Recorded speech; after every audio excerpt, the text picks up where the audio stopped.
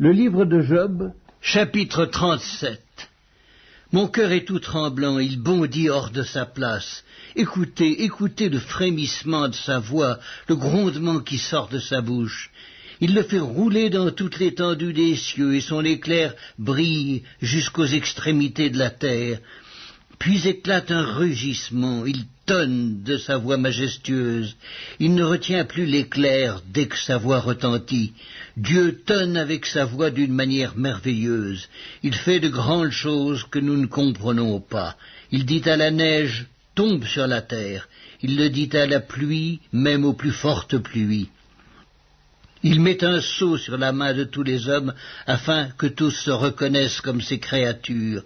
L'animal sauvage se retire dans une caverne et se couche dans sa tanière. L'ouragan vient du midi et le froid des vents du nord. Par son souffle, Dieu produit la glace. Il réduit l'espace où se répandaient les eaux. Il charge de vapeur les nuages, il les disperse, étincelants. Leurs évolutions varient selon ses desseins pour l'accomplissement de tout ce qu'il leur ordonne sur la face de la terre habitée. C'est comme une verge dont il frappe sa terre ou comme un signe de son amour qu'il les fait apparaître. Job, sois attentif à ces choses, considère encore les merveilles de Dieu. Sais-tu comment Dieu les dirige et fait briller son nuage étincelant? Comprends-tu le balancement des nuées, les merveilles de celui dont la science est parfaite? Sais-tu pourquoi tes vêtements sont chauds quand la terre se repose par le vent du midi? Peux-tu comme lui étendre les cieux aussi solides qu'un miroir de fonte? Fais-nous connaître ce que nous devons lui dire. Nous sommes trop ignorants pour nous adresser à lui. Lui annoncera-t-on que je parlerai? Mais quel est l'homme qui désire sa perte? On ne peut fixer le soleil qui resplendit dans les cieux lorsqu'un vent passe et en ramène la pureté. Le septentrion le rend éclatant comme l'or. Oh, que la majesté de Dieu est redoutable! Nous ne saurions parvenir jusqu'au Tout-Puissant, grand par la force, par la justice, par le droit souverain. Il ne répond pas. C'est pourquoi les hommes doivent le craindre. Il ne porte les regards sur aucun sage. le livre de Job, Chapitre 38. L'Éternel répondit à Job du milieu de la tempête et dit: Qui est celui qui obscurcit mes desseins par des discours sans intelligence? Saint terrain comme un vaillant homme, je t'interrogerai et tu m'instruiras. Où étais-tu quand je fondais la terre? Dis-le si tu as de l'intelligence. Qui en a fixé les dimensions, le sais-tu? Ou qui a étendu sur elle le cordeau? Sur quoi ses bases sont-elles appuyées? Ou qui en a posé la pierre angulaire? Alors que les étoiles du matin éclataient en chants d'allégresse et que tous les fils de Dieu poussaient des cris de joie, qui a fermé la mer avec des portes quand elle s'élança du sein maternel, quand je fis de la nuée son vêtement et de l'obscurité ses langes, quand je lui imposai ma loi et que je lui mis des barrières et des portes, quand je dis « Tu viendras jusqu'ici, tu n'iras pas au-delà ». Ici s'arrêtera l'orgueil de tes flots.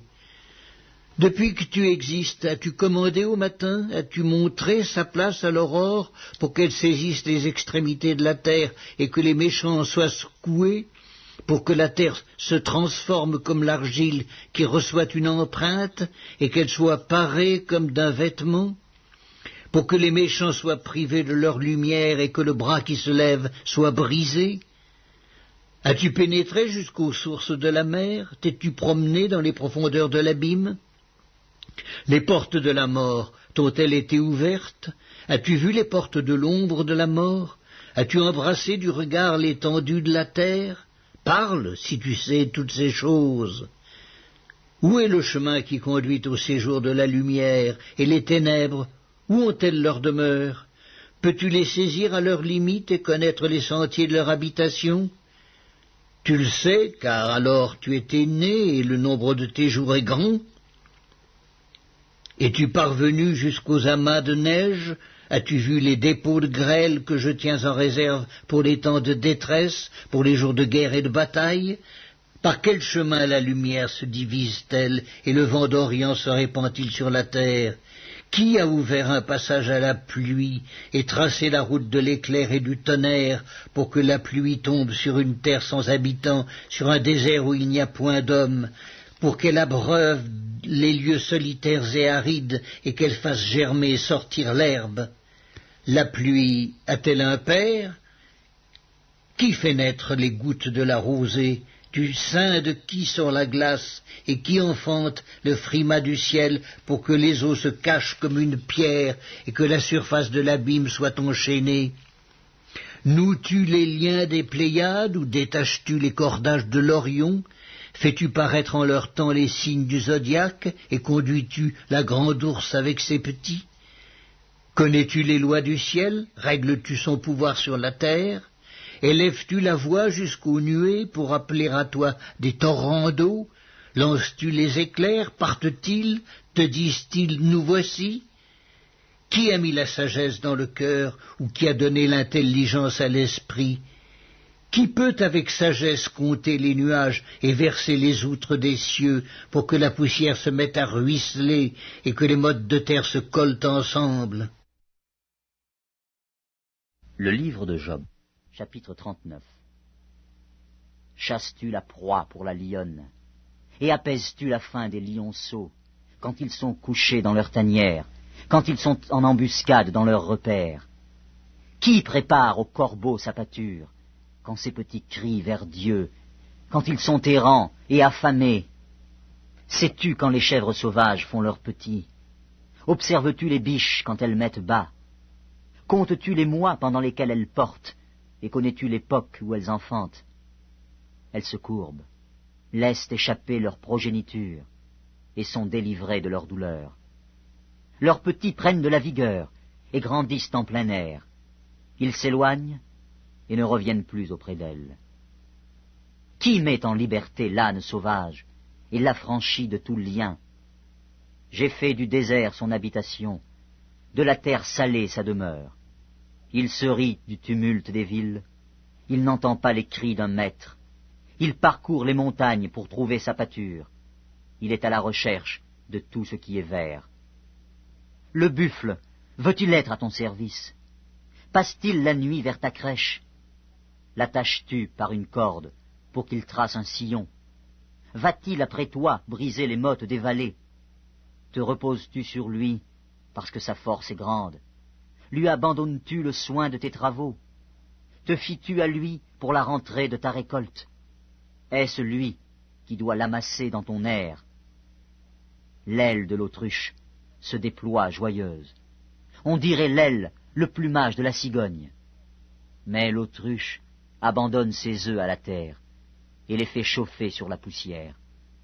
Elle oublie que le pied peut les écraser, qu'une bête des champs peut les fouler. Elle est dure envers ses petits, comme s'ils n'étaient point à elle. Elle ne s'inquiète pas de l'inutilité de son enfantement, car Dieu lui a refusé la sagesse. Il ne lui a pas donné l'intelligence en partage. Quand elle se lève et prend sa course, elle se rit du cheval et de son cavalier. Est-ce toi qui donnes la vigueur au cheval et qui revêt son cou d'une crinière flottante? Le fais-tu bondir comme la sauterelle? Son fier hennissement répand la terreur. Il creuse le sol et se réjouit de sa force. Il s'élance au-devant des armes. Il se rit de la crainte. Il n'a pas peur. Il ne recule pas en face de l'épée. Sur lui retentit le carquois. Brille la lance et le javelot.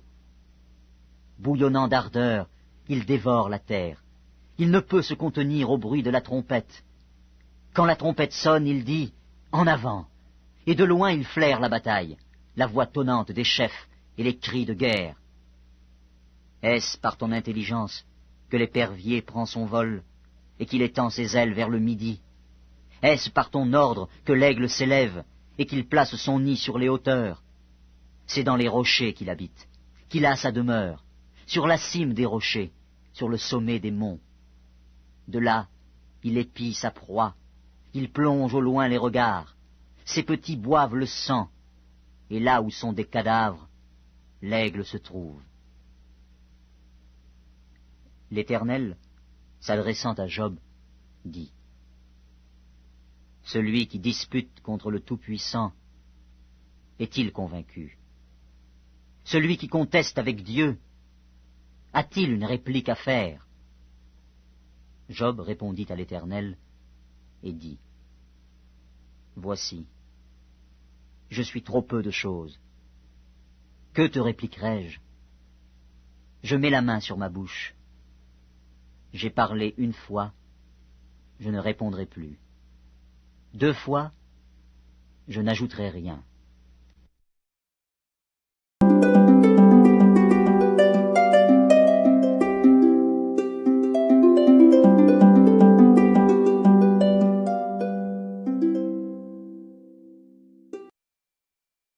Évangile selon Luc, chapitre 16.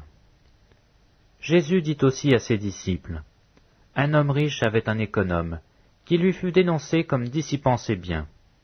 Il l'appela et lui dit, Qu'est-ce que j'entends dire de toi?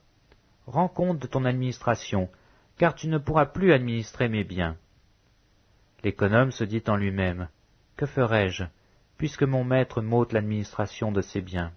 Travailler à la terre, je ne le puis. Mendier, j'en ai honte.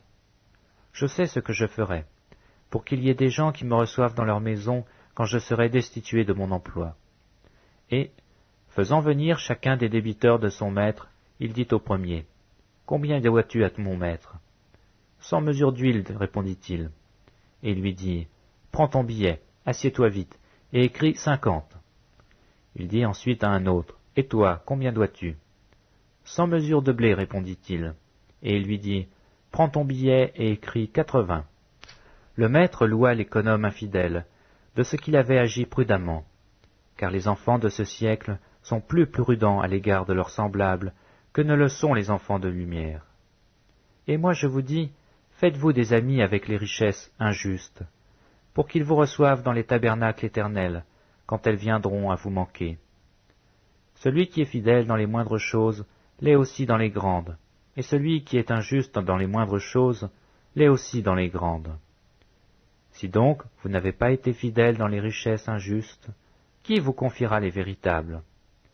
Et si vous n'avez pas été fidèle dans ce qui est à autrui, qui vous donnera ce qui est à vous? Nul serviteur ne peut servir 2 maîtres, car ou il haïra l'un et aimera l'autre, ou il s'attachera à l'un et méprisera l'autre. Vous ne pouvez servir Dieu et l'argent. Les pharisiens, qui étaient avares, écoutaient aussi tout cela, et ils se moquaient de lui.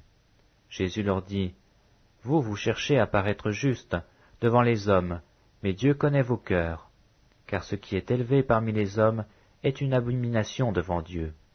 La loi et les prophètes ont subsisté jusqu'à Jean. Depuis lors, le royaume de Dieu est annoncé, et chacun use de violence pour y entrer. Il est plus facile que le ciel et la terre passent, qu'il ne l'est qu'un seul trait de lettre de la loi vienne à tomber. Quiconque répudie sa femme et en épouse une autre commet un adultère, et quiconque épouse une femme répudiée par son mari commet un adultère. Il y avait un homme riche qui était vêtu de pourpre et de lin fin, et qui chaque jour menait joyeuse et brillante vie.